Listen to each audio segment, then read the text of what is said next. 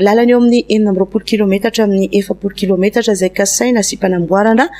no efa vita tanteraka ankehitriny sy ao Anosibe noho ny fiara-miasan'ny fitondram-panjakana Foibe sy ireo manam-pahefana isan-tsokajiny ao amin'ny toerana. Nilaza ho afa-po amin'ny fisotry ny asany mponina izay efa misitraka sady ny voka-tsoa azo avy amin'ity asa fanamboaran-dalana ity.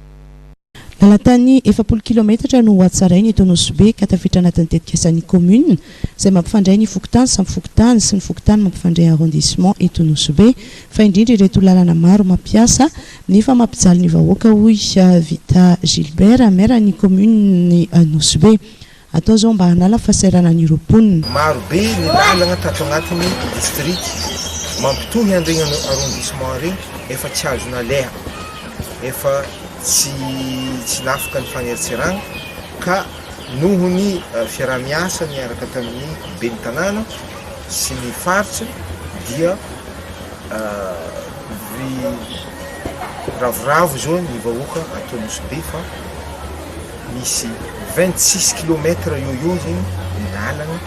azo aleha azo fanertseragna afa-pasahiranana ny vahoaka. Izy koa misy marary zegny tsy manano sarotra eky ny ampandehanana regny regny amin'ny toerana pitsaboana ny fifamezivezeny vokatra efa tsy azo kovolagny fifamezivezeny olo koa karaha zegny na ny eto an-tampon-tanàna zegny ny Elville na amin'iregny antsisinsisiny izay toerana mamokatra nefa sarodalana regny ka isoragna ny filoham-pirenena ary amizay fanatanterahana ny velirano zay nataon'izay. Nijaly tao anatin'ny taona maro ny mponina teto Anosibe satria misy lalana ny Kiatso tsy azona leny noho ny faratsin'ny lalana ka nosokafan'izany amin'izao fotoana izao. Tany lalana anay aty ato dia faly zay tegna faly indrindra karaha ataony dia vita zegny efa kajo mandeha natao manisy nefa lalana aty ny ala zay hely ny dia io ma tsy afaka olombelogno izy volagniny irany joby lehilahy tsy maintsy atao dia vita kanefa nisy fialan-tsasatra hely zay amin'ny fivitany lalana anay aty ato elaela maniagnana teto zay karaha ataoko afa tombona isy jery efa tamaro magniry teto zay ny toerana jusqu'am'izao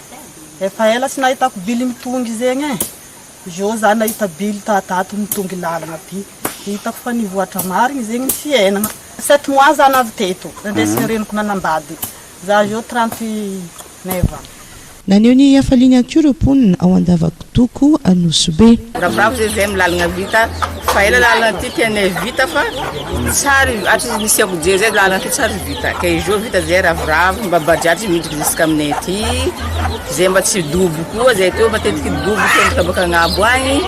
zay zao mbo nahazoazo fahinana hely hoegny lalana vita tsara zay mba tsy mijaly koa miboaka amin'ny lalana mibajady ke merci amin'ny monsieur le maire namboatra lalana anay aty. Tsara ihany koa ny asa sy ny tolotra afaka omendreo bajady manoloana ny fahavitan'ny lalana. Razavagna zay tato eo nisy marigny ny lalantany kanefa na charrette aza tsy afaka midika aminany. Le olo zegny voatery avy bazary regny tintigny saka bazary iska semady midika agny be fitina regny sahiragna ro fa ny tegna lehibe kosa ny zay bajady zay zao afaka miasa midika aty mandeha tanambon fotroaka semady na tsy mandalo agny amin'ny miadina commune mandeha tsara zegny ny asa zegny afaka mandeha zegny bajady afaka mandeha sarety afaka mandeha koa le olo mandeha vita tsisy godra tsy karaha taloha. Afa-pasahiranana tokoa ny mponina noho ny fahavitan'ny lalana mitoy ny asa fanamboarana ankehitriny araka nampanantenainy ireo manam-pahefana.